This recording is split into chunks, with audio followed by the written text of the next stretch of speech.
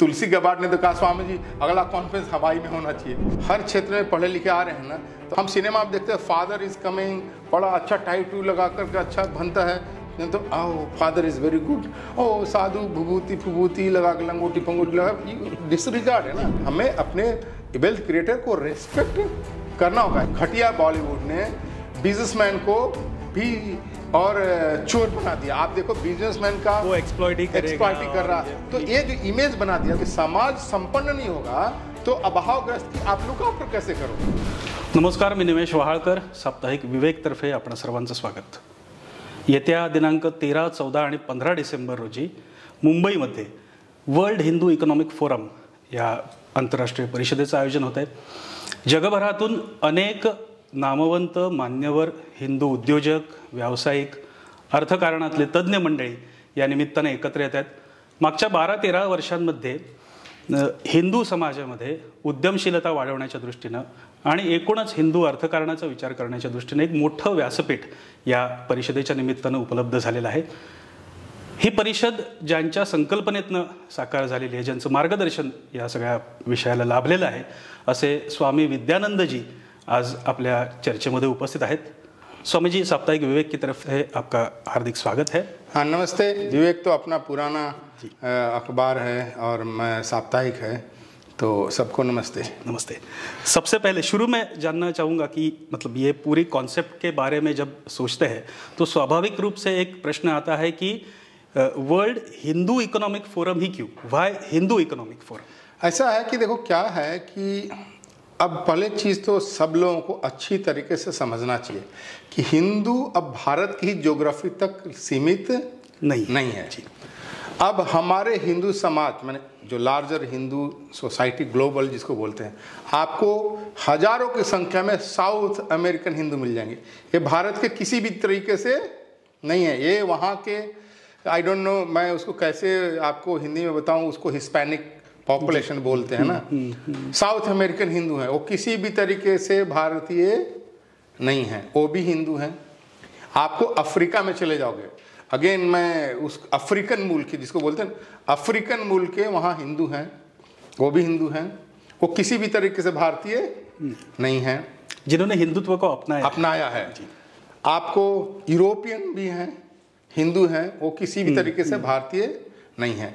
अब अपने क्षेत्र में चले जाओ, अपने जो एशिया में चले जाओ, नेपाली हिंदू हैं, गर्व से कहते हैं नेपाली हिंदू हैं, लेकिन वो भारतीय नहीं है। श्रीलंका के वाले लोग हैं, वो गर्व से कहते हैं हम हिंदू हैं, लेकिन भारतीय नहीं है। इंडोनेशिया बाली वाले क्या हैं, वो भी गर्व से कहते हैं हम हिंदू हैं, भारतीय नहीं है। वियतनामी जो हिंदू हैं वो भी भारतीय नहीं है। एक आप देख रहे हो ना कि हिंदू अब क्या है कि जिसको अंग्रेजी में बोल सकते हैं ट्रांसनेशनल, जिसको सीमा में बंधने वाला समुदाय नहीं, सभी समुदाय हो, जिसको सभी इथनिसिटी को समावेश किए हुए है।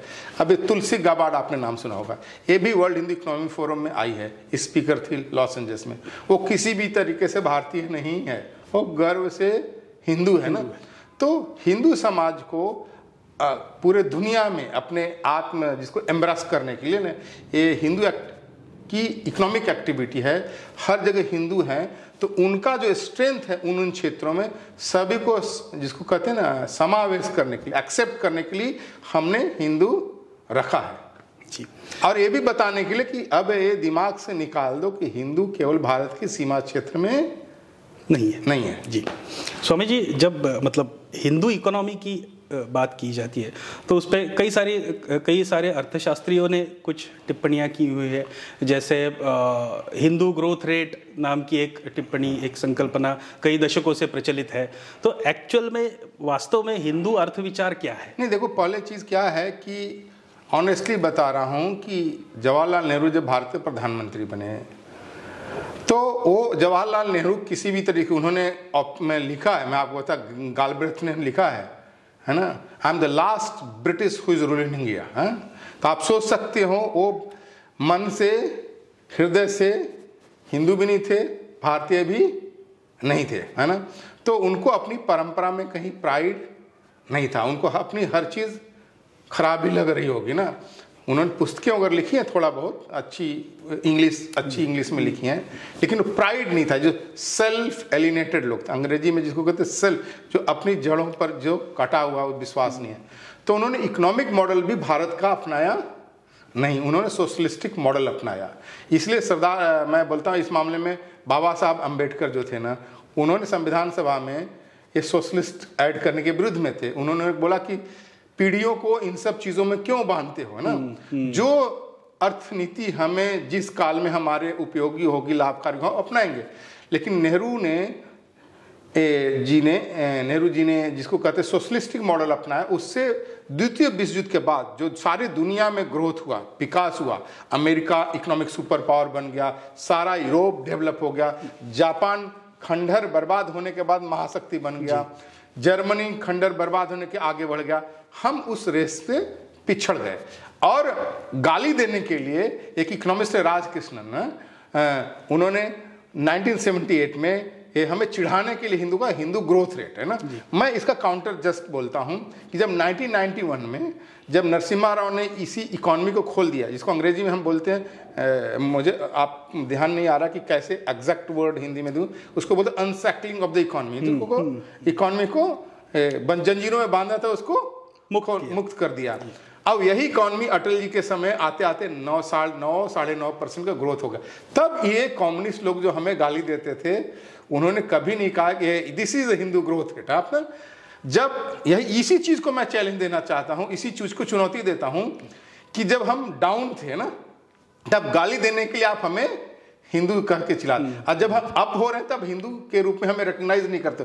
इसलिए हम कहते हैं कि ये वर्ल्ड हिंदू इकोनॉमिक फोरम है, हिंदू के द्वारा दुनिया में इकोनॉमी का थिंकिंग, जो अपवर्ड मोबिलिटी है, दुनिया को आगे बढ़ाने वो दृष्टि भी हम केवल प्रस्तुत ही नहीं करना, तो उसको इम्प्लीमेंट करके भी दिखाना चाहते हैं। मुझसे कई लोगों ने पूछा कि स्वामी जी और इकोनॉमिक फोरम है ना, मैं और आपके इकोनॉमिक फोरम में क्या अंतर है ना, तो मैं बोलता आता हूँ कि एक तो वर्ल्ड इकोनॉमिक फोरम है ना, जो कैपिटलिस्टिक मॉडल के ऊपर काम करता है ना, top layer of the billionaire है ना जी, वर्ल्ड का वो कैपिटलिस्टिक मॉडल है। कैपिटलिस्टिक मॉडल क्या आता है, create wealth but don't share wealth, उसकी चर्चा नहीं करता। सोशलिस्टिक वर्ल्ड मॉडल क्या है, जिसको ओरिजिनली चाइना, रसिया, कई सारे ईस्टर्न यूरोप के दोस्त फैले और डूब गए, बर्बाद भी हो गए ना जी, जी। चाइना तो क्या केवल नाम मात्र का इकोनॉमिक मॉडल में, एडमिनिस्ट्रेटिव मॉडल में कम्युनिस्ट है, इकोनॉमिक मॉडल में कम्युनिस्ट नहीं है। तो कम्युनिस्ट लोगों का जो सोशलिस्टिक मॉडल कहते हैं, जो भी जिस देशों का, उन लोगों का था डिस्ट्रीब्यूट वेल्थ, बांटो है ना, लेकिन क्रिएट वेल्थ की चर्चा नहीं करता। हमारा हिंदू मॉडल, जिसको मैं बोलता हूँ, हमारा मॉडल क्या, धर्मा बेस्ड मॉडल है, जिसको मैं बोलता हूँ, कई लोग रिलीजियस मॉडल है ना, जैसे Islamic world Islamic economic forum कहता है, ये सरिया बेस्ड मॉडल की बात करता है ना, कई इथनिसिटी बेस्ड मॉडल की बात करते हैं। हम कहते हैं हमारा हिंदू इकोनॉमिक फोरम की जिसकी हम बात करते हैं, हमारा धर्मा बेस्ड मॉडल है। इसका बेस्ट जो ना एग्जाम्पल हमारे यहाँ वेदों में दिया है, कहता है सत हस्त समाहारा सहस्त्र हस्त संकीर्ण, 100 हाथ से धन पैदा करो, मैंने पैदा इन द सेंस के जनरेट करो है ना जी, और 1000 हाथ से शेयर करो ना, 1000 हाथ को उसका बेनिफिट मिले, ये ही हिंदू इकोनॉमिक मॉडल है। तो इसी चीज को एस्टेब्लिश भी करना है। अब केवल बातचीत में थियोरेटिकल नहीं है ना, वर्ल्ड हिंदू इकोनॉमिक फोरम इसको प्रैक्टिकल तरीके से करता है। अभी मतलब वर्ल्ड हिंदू इकोनॉमिक फोरम को इसकी पूरी यात्रा शुरू होकर अभी 12-13 साल हो गए, तो मूल उद्देश्य इसका सफल होते हुए आप 12-13 साल के बाद अभी आज कैसे देखते? देखो, मेरा जब वर्ल्ड हिंदू इकोनॉमिक फोरम शुरू किया था ना, ऑनेस्टली, वेरी ऑनेस्टली मैं बता रहा हूँ, सब लोगों ने कहा तुम्हारा बाबा जी चलेगा नहीं है ना, ऐसे बोला स्वामी जी आपका चलेगा नहीं। तो मैंने कहा देखो भाई, हमारा तो, हम साधु आदमी हैं, हम तो सब कुछ बर्बाद करके आए हुए हैं ना है ना, हमारे बर्बाद की लिस्ट में एक और ऐड हो जाएगा तो मैं इसको स्वीकार कर लूँगा, क्योंकि जिसको कहते हैं सब चीज़ बिगड़ा हुआ है तो और एक ऐड हो जाएगा, कोई हमारा नहीं। इसलिए मैं उस पॉइंट से शुरू किया और मेरा विश्वास था कि देखो हम इस पर काम करेंगे, हम लोग ऑनेस्ट हैं, सिंसियर हैं, कमिटेड हैं, बहुत मेहनत करते हैं और इसकी ज़रूरत है आज की दुनिया में। आज दुनिया में इसके बिना सफल होना है तो आपको हिंदू मॉडल पर आना होगा। दुर्भाग्यपूर्ण बात क्या है कि इस सही मॉडल को किसी ने भी प्रॉपर पर्सपेक्टिव में आज के कंटेम्प्रेरी मॉडल में रखा नहीं है। ऑनेस्टली मैं बता रहा हूँ कि मैं पुस्तक लिख रहा हूँ, हिंदू मैनिफेस्टो। अच्छा। अगले 5-6 महीने में आपको पुस्तक मिल जाएगा, उसमें पूरा एक चैप्टर इसी इकोनॉमी के ऊपर है ना।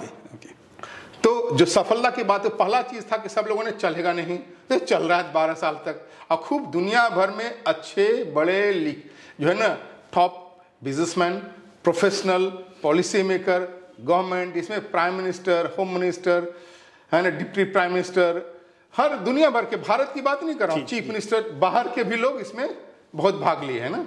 तो सब लोगों का एक्सेप्टेंस है नंबर 1, और एक ग्रो कर रहा है। तो इस दृष्टि से हम सफल हुए हैं। दूसरी चीज जिसका टेंजिबल बेनिफिट की बात है, जो हम कहते थे कि हिंदू लोग आपस में एकता की बात नहीं है, एक दूसरे को सपोर्ट नहीं करते, इंकरेज नहीं करते, लेग पुलिंग करते, उसको भी हमने डिस्ट्रॉय किया। मैं नहीं कहता हूँ कि 100% डिस्ट्रॉय, उस बिगिनिंग जिसको कहते हैं ना, उस क्रैक को भी हमने तोड़ दिया है। अब हिंदू अक्रॉस द वर्ल्ड, दूर दूर है, 10,000 किलोमीटर दूर, फिजी का बिजनेसमैन भारत के बिजनेसमैन के साथ मिलकर के फोरम के माध्यम बिजनेस कर रहा है, कोलैबोरेशन कर रहा है, टेक्नोलॉजी का इंटीग्रेशन कर रहा है, मार्केट का एक्सेस कर रहा है, ग्रो कर रहा है, ये जिसको कहते हैं ह्यूमन रिसोर्स, जिसको अपने टैलेंटेड लोगों को इंटीग्रेट कर रहा है। तो ये इसकी दूसरी बड़ी टेंजिबल सफलता है, ये भी हो रही है। तो मैं उस दृष्टि से मैं क्वाइट, जिसको कहते हैं, सेटिस्फाइड हूँ मैं। तो बिजनेस भी बढ़ रहा है और ये इंटीग्रेशन भी, हाँ, इंटीग्रेशन भी हो रहा है। ये इकोनॉमिक फोरम के उसमें मैंने देखा एक घोष वाक्य है, मेकिंग सोसाइटी प्रॉस्परस। तो ये प्रॉस्पेरिटी है एक तरफ, और जो हमारे पूरे चिंतन में एक वेल्थ क्रिएशन को एक अलग नज़रिए से कई बार देखा जाता है, और ऐसे कहा जाता है कि हिंदू मूल विचारधारा क्या है, तो वो दूसरों को देना, परोपकार मराठी में जिसे कहते हैं, या फिर दया हो। तो ये एक तरफ जो दिखाई जाती है हिंदू मूल विचारधारा, और एक तरफ हम कहते हैं कि मेकिंग सोसाइटी प्रॉस्परस। इसका ये समन्वय कैसे? समन्वय है, देखो अंडरस्टैंडिंग की बात है। देखो हमारा चाणक्य क्या कहता है, चाणक्य मैं बता रहा हूँ, पहला धर्म सुखस्य मूलम धर्म, सुख का मूल क्या है? धर्म है। अधर्मस्य मूलम अर्थ, धर्म का मूल क्या? धर्म का मूल क्या है? धर्म का मूल क्या है? यही। और धर्म क्या है? दया, दान, तप, यही तो धर्म है जी। और क्यों मिले? आपके पास वेल्थ नहीं होगा तो आप क्या परोपकार कर पाओगे भाई? बिल्कुल, है ना। एम्प्टी हाथ से, अब भारत की जब 1.2% हमारी इकोनॉमी, जब हम गरीब हो गए थे तो दुनिया से हम डबल लेके मांगते थे, मैंने। अब हमारी देखो इकोनॉमी बढ़ गई तो आपने देखा नरेंद्र भाई ने कई अफ्रीकन देशों का लोन माफ कर दिया, बल्कि उनके ऊपर का लोन राइट अप कर दिया। आप समझ रहे हैं ना? मैं एक बड़े पर्सपेक्ट की बात कर रहा हूं ना, कि 10 लोगों को भोजन करा देना, यही केवल परोपकार नहीं है। अब इतने लोगों को आपने लोन राइट अप कर दिया, ये कम परोपकार है? अगर भारत की इकोनॉमी हमारी बड़ी नहीं होती तो हम कोरोना काल में इतने लोगों को फ्री कोविड दिया नहीं दे पाते। तो आप समझ कि इकोनॉमी क्या होता है, लार्जर पर्सपेक्टिव कीजिए, कि जिसको हम बोलते हैं मेकिंग सोसाइटी प्रॉस्पर, कि समाज संपन्न नहीं होगा तो अभावग्रस्त की आप लुक आफ्टर कैसे करोगे, है ना। अभावग्रस्त खुद अपने आप लुक आफ्टर नहीं करेगा, दैट नीड हेल्पिंग, है ना। ये तभी होगा जब समर्थ लोग, संपन्न लोग वेल्थ क्रिएट करके उसका लुक आफ्टर करो। मैं उसका बात बता रहा हूँ। देखो भारत के अंदर मुझे मुंबई का उतना नॉलेज नहीं है, मैं दिल्ली की बता रहा हूँ। द बेस्ट कॉलेज दिल्ली में किसके बनाए हुए जानते हैं? Kirorimal college, Hindu college, Hansraj college, Ramjas college, Shri Ram college को, ये बेस्ट कॉलेज है।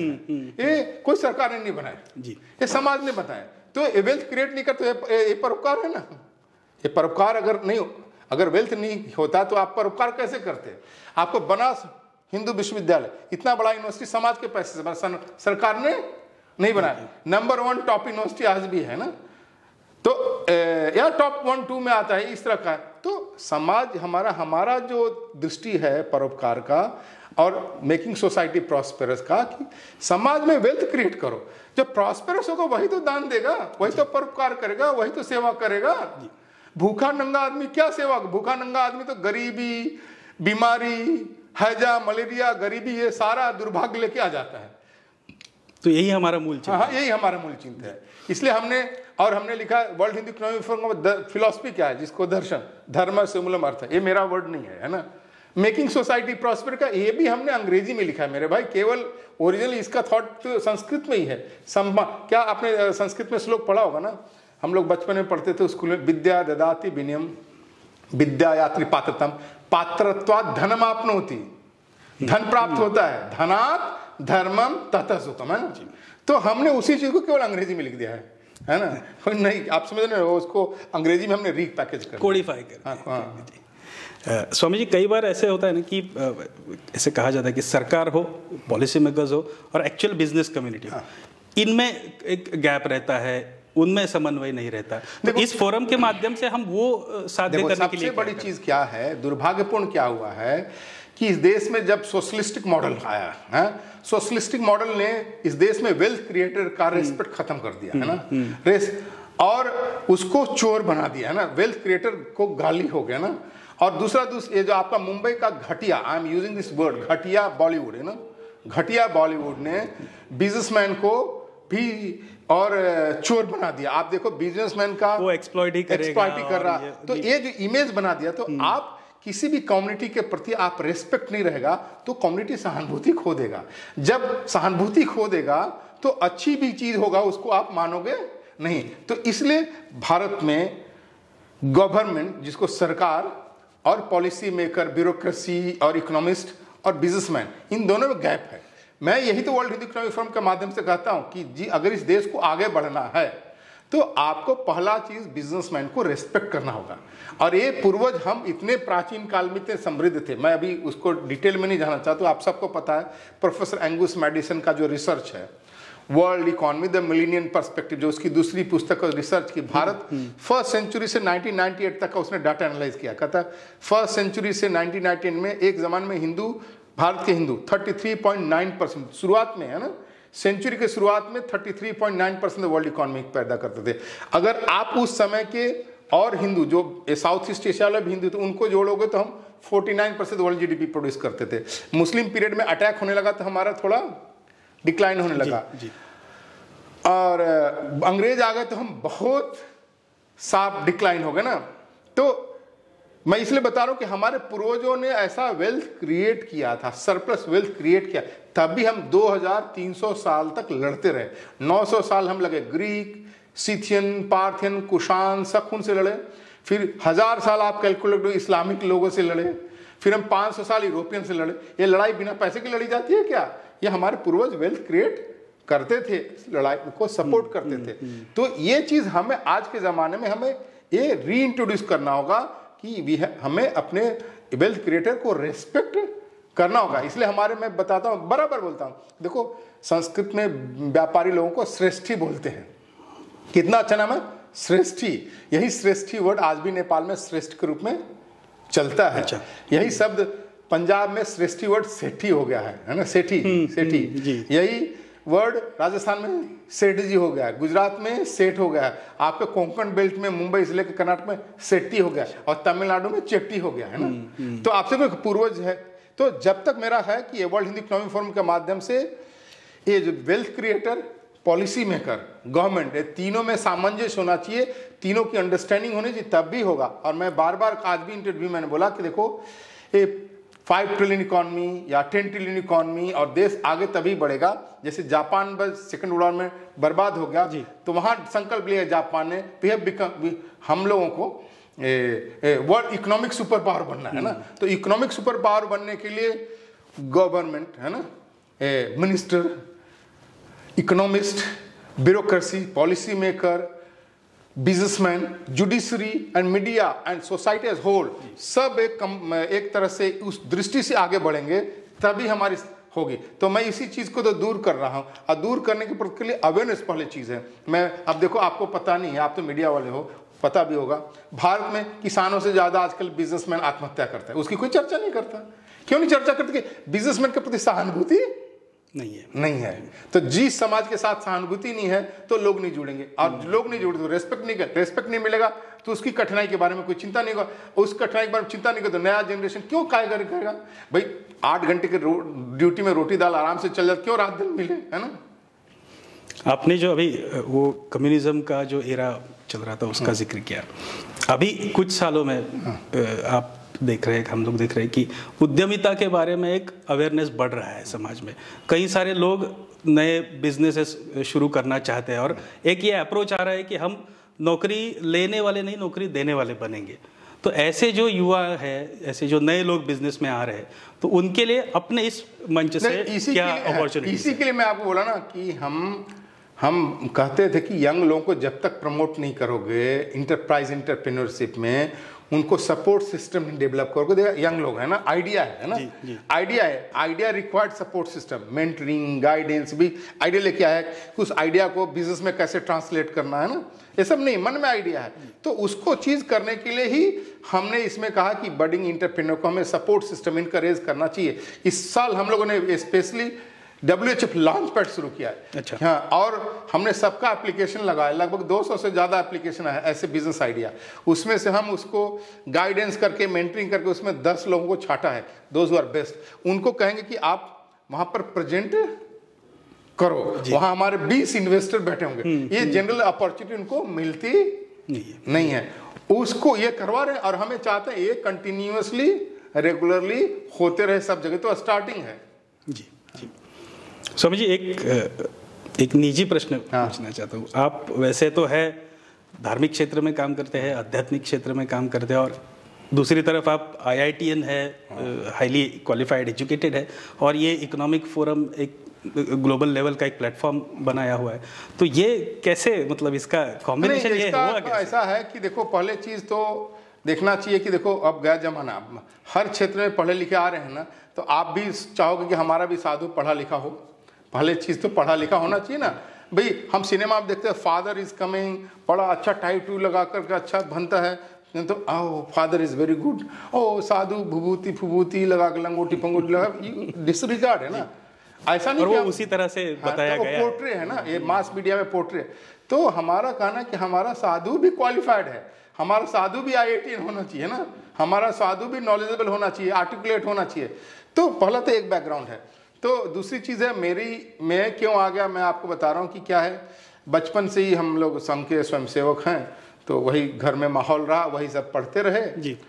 पढ़ने के बाद फिर चले गए पढ़ने चलने के बाद वहाँ तो कम्युनिस्टों का बड़ा वातावरण था, उनसे बाद में प्रभाव भी हुआ, फिर झगड़ा भी हुआ। फिर झगड़ा हुआ तो फिर हमने कहा, उनको चैलेंज भी किया। अब चैलेंज के लिए विद्यार्थी को तो पढ़ना पड़ेगा भाई ना, आप तो विद्यार्थी, इतना नॉलेज तो है नहीं। जब उन सारे पढ़ने में ऐसा लगा कि अरे हमारे पूर्वजों ने तो बहुत बड़ा सेक्रीफाइस किया, बलिदान किया, तो वो पता नहीं जो भी कारण से मेरे दिमाग में घुस गया कि भाई उन्होंने बड़ा सेक्रीफाइस किया, बड़ा बलिदान किया, उनका हमारे ऊपर ऋण है। अब उस ऋण को थोड़ा 1% भी तो हमें रिटर्न करना चाहिए। मैं तो इस जीवन में, एक जीवन में तो नहीं कर सकता, तो मेरे मन में आया कि इससे रिटर्न करना चाहिए, वो ऋण होना चाहिए, 1% भी है ना इस जीवन में। तो मैंने सोचा कि कोई दूसरा क्यों करे, मैं अपना काम अपना क्यों नहीं करूं। तो अपने उसी दृष्टि से फिर मैं साधु बन गया, है ना। मैं सोचा कि इसमें अपना भी उत्थान होगा, समाज का भी कल्याण करूंगा, ये दृष्टि था जी। एक इस पूरी इकोनॉमिक फोरम की पूरी यात्रा में ऐसे कुछ घटनाएं या प्रसंग या फिर अनुभव जिससे आपको लगा कि ये हम सफल तरीके से सफल मार्ग पे जा रहे हैं, और ये मैं आपको 2 उदाहरण देता हूँ ना जी। एक इंदौर का हमारा बिजनेसमैन हमें बोला कि स्वामी जी मैं आपके Bangkok world Hindi economic forum में आऊँगा, लेकिन क्या है, वहाँ एक बड़ी कंपनी है, लकी स्पिनिंग कंपनी, बहुत बड़ी कंपनी है टेक्सटाइल की। उसके CEO को मैं ईमेल देता हूँ, वो कभी हमें रिप्लाई नहीं देता है। तो मैंने उसको बोला कि आ जाओ मैं मिला दूंगा, है ना। वो आ गया। लकीली मैं जानता था वो भी IITian था, जो लकी स्पिनिंग का CEO और हमारे इकोनॉमिक फोरम का सेक्रेटरी था, है ना। तो जो आदमी उस आदमी को रिप्लाई नहीं देता है, कॉन्फ्रेंस में जस्ट मैं उसको परिचय करा दिया, अगले दिन उसको अपने कार में बैठा के फैक्ट्री ले गया। दूसरा उदाहरण दे रहा हूँ कि फिजी का एक बिजनेसमैन लिखता है कि हमें जापान को पाइन चिप्स सप्लाई करने का कॉन्ट्रैक्ट है, लेकिन मैं टोटली इस फील्ड का नया हूँ, है ना। तो मुझे गाइड कर, तो मैंने एक बहुत बड़ी कंपनी से उसको जोड़ दिया, अपने ही लोगों से, बहुत बड़ी कंपनी। जनरली उसको कोई अपॉर्चुनिटी नहीं है उस बड़ी कंपनी से मिलने का। ये 50,000 करोड़ की कंपनी है ना, बड़ी कंपनी है। अब देखो क्या है, जिसको कहते मोटिवेशन है ना, इंस्पिरेशन है। तो कंपनी कहता है कि CMD बोलता है, अरे भाई तुम्हें क्या चाहिए, तुम्हें ज्वाइंट वेंचर चाहिए, तुम्हें टेक्नोलॉजी चाहिए, इन्वेस्टमेंट चाहिए, गाइडेंस, हर दृष्टि से तुम्हें हेल्प करूंगा। तो मैं आप सोच रहा हूँ कि इतना बड़ा आदमी भी छोटे आदमी से जो अभी स्टार्टिंग है उसको बात कर रहा है। तीसरी चीज़ मैं अब एक इंटरेस्टिंग बता रहा हूँ कैसे मोटिवेट करता है। हमारे एक कंपनी थे ना, हमारा कॉन्फ्रेंस था मुंबई में, दिल्ली में, तो उन्होंने हमें स्पॉन्सर किया था ना, तो उनका लोगो, स्पॉन्सर का लोगो लगा हुआ था, है ना। तो एक वहाँ डेलीगेट आया था, मैं आपको बता, डेलीगेट आया था, वो अफ्रीका से आया था, मैं हिंदू था स्वाभाविक रूप से, तो उसको कॉन्ट्रैक्ट था वाटर फिल्टर सप्लाई करने का। ओके, हाँ, वाटर फिल्टर सप्लाई करने का। तो वो बाद में ईमेल लिखा कि देखो मेरी योजना थी, मैंने मेरा प्लानिंग था किसी और कंपनी का वाटर फिल्टर खरीद के उसको यूएन को सप्लाई करे अफ्रीका में, है ना। लेकिन मैंने देखा ये आदमी हिंदू है and he is supporting Hindu, मैंने हिंदू कॉज को सपोर्ट करा, फिर मैंने इसका ही खरीद लिया। तो मैं आपको जस्ट ऐसे बहुत सारे उदाहरण हैं, मैंने लिस्ट ऑफ उदाहरण है, सक्सेस स्टोरी है। तो अपने मैं बताऊं कि ये 2-3 चीज मैं बता रहा हूँ चलता है। और 2 और उदाहरण दे रहा, प्रिंसिपल वैल्यू सिस्टम कि हमारा कॉन्फ्रेंस कंप्लीटली वेजिटेरियन होता है, लहसुन प्याज मुक्त होता है, सात्विक भोजन होता है, नो अल्कोहल होता है, मीट नहीं होता, एंटरटेनमेंट भी नहीं होता, कोई यहाँ धार्मिक एक्टिविटी भी नहीं होती, मैं आपको बता रहा हूँ, कथा प्रवचन ये सब कुछ भी नहीं, प्योर सीरियस इकोनॉमिक, हाँ इकोनॉमी में। और हम आपको बता किसी को बुके, माला, साल, पाल कुछ नहीं देते, सब कुछ भी नहीं करते हैं, प्योर बिजनेस। हाँ प्योर बिजनेस। तो क्या हुआ, हमारा एक conference London chamber of commerce and industry के द्वारा होस्ट किया हुआ था। आप देखो लंदन में गोरों की संस्था है ना, क्योंकि बिजनेस सबको अच्छा लगता है भाई, है ना। होस्ट किया, तो अब क्या है, देखो क्या हम जैसे कोई कार्यक्रम वगैरह देते हैं तो चाय समोसा ये सब देते हैं ना, तो अब वहाँ तो क्या है, ये सब में ड्रिंक होता है, ड्रिंक है ना, ड्रिंक का अर्थ है शराब, है ना। जी जी। तो अब उनको जो ऑर्गेनाइजर थे वो थोड़ा संकोच कर रहे थे कि स्वामी जी तो अलाउ नहीं करेंगे, ये तो गोरों की संस्था, कुछ तो देना पड़ेगा। तो वो डरते डरते लिखते हैं, do we have to serve the drink after the conference. तो उसमें एक लड़का नहीं है, ही इज ए बड़ा आदमी है, लड़का मीन्स यंग, मैं बता रहा हूँ, हाईएस्ट पोजीशन हिंदू है ना, बड़ा पोजीशन का हिंदू था इंग्लैंड में। वो यूके इंडिया जो बिजनेस काउंसिल और यूके चाइना बिजनेस काउंसिल का हेड था ना, तो वो हमारे कॉन्फ्रेंस में आता है ना, वो कहता है we don't have to serve the drink. तो मुझे लगा भाई जब हमारे यूथ, ये फ्यूचर जनरेशन है, if they are proud on their heritage and proud on their value system, तो मेरा तो काम हो गया, यही तो मेरा काम है ना। अभी एक आखिरी प्रश्न, हाँ। अभी ये मुंबई की परिषद और उसके बाद आगे आने वाले भविष्य में देखो क्या रोड मैप कैसे रहेगा? ऐसा है, मुंबई का परिषद, देखो मैंने अपने सब लोगों को बोला है कि ना, कि आप लोग को डिसाइड करना है, क्योंकि हर चीज़ तो कार्यकर्ता के ऊपर डिपेंडेंट है ना। मैं बोझ नहीं देना चाहता। अगर जैसा मुंबई के लोग कह रहे हैं कि हमें हर साल जो है ना दिसंबर में करना चाहते हैं, और जिससे कि हर साल दिसंबर में हम करना चाहते हैं, जिससे कि हर साल आइडिया यह है कि बजट से पहले दिसंबर में ये सारी इकोनॉमिक एक्टिविटी हो, उसका सारा रिकमेंडेशन रिकॉर्ड करके फिर हम सरकार को दें बजट से पहले कि ये इंडस्ट्री का फीडबैक है टू आपको बजट में इनकॉर्पोरेट करने के लिए। तो एक ये भी है कि हर साल यहाँ करने का। और ऐसे तो अगला जो हमारा ऑस्ट्रेलिया में हो रहा है, अगला ऑस्ट्रेलियन सरकार ने हमें होस्ट किया, उन्होंने, आप देखोगे, आप आओगे ना, विवेक वाले हो ना, आप तो आओगे ना, इनविटेशन दिया कि नहीं इन्होंने? तो आप देखना ऑस्ट्रेलियन गवर्नमेंट उसको होस्ट करी, उसको पहले पैसा भी दे दिया है ना, है ना। तो वहाँ पर भी हो रहा है। फिर नेपाल अगले 2025 में, ऑस्ट्रेलिया 26 में वर्ल्ड हिंदू कांग्रेस है, 18, 19, 20 को मुंबई में ही। जी जी, क्योंकि संघ का 100 वर्ष अभी जनवरी में है। नहीं, अभी जनवरी में नहीं, 2026 दिसंबर, 2026 दिसंबर में, 26 दिसंबर में। और फिर 2027 नेपाल ऑलरेडी है, अनाउंस्ड हो जाएगा। आपको हो सकता है बाली वाले पीछे लगे हैं 28 में करने के लिए। तो ये आप देख रहे हो कि इतना रेस्पॉन्स है पूरे विश्व में सब जगह रेस्पॉन्स है। बल्कि तुलसी गबार्ड ने तो कहा, स्वामी जी अगला कॉन्फ्रेंस हवाई में होना चाहिए, हैं? तो अब मूड हो जाएगा तो वहाँ भी कर देंगे। उससे मैंने कहा भाई देखो हवाई बहुत दूर है, और जाने में भी क्या है, वो अमेरिका से भी 6 घंटे लगता है ना। हवाईपासून, बालीपासून, नेपाळपासून, अर्थातच मुख्य भूमी भारतापर्यंत सगळीकडे या कार्याचा विस्तार होत आहे। हा म्हणजे समाजाला प्रॉस्परस बनवण्याचा एक दृष्टिकोन आहे. ते केवळ एक नेटवर्क नाही आहे, तर एक दृष्टिकोन आहे आणि त्याच्यामागे हिंदुत्वाचा विचार आहे, हिंदुत्वाची प्रेरणा आहे. असा हा एक विषय वर्ल्ड हिंदू इकॉनॉमिक फोरमच्या माध्यमातून आपल्याला पाहायला मिळतं. स्वामी जी, बहुत बहुत धन्यवाद. साप्ताहिक नमस्ते नमस्ते. अपने साप्ताहिक विवेक के लोगों से बात करने के लिए मुझे बहुत प्रसन्नता हुई. मैं मराठी सीख नहीं पाया हूँ, इसलिए हिंदी में बोल रहा हूँ. धन्यवाद.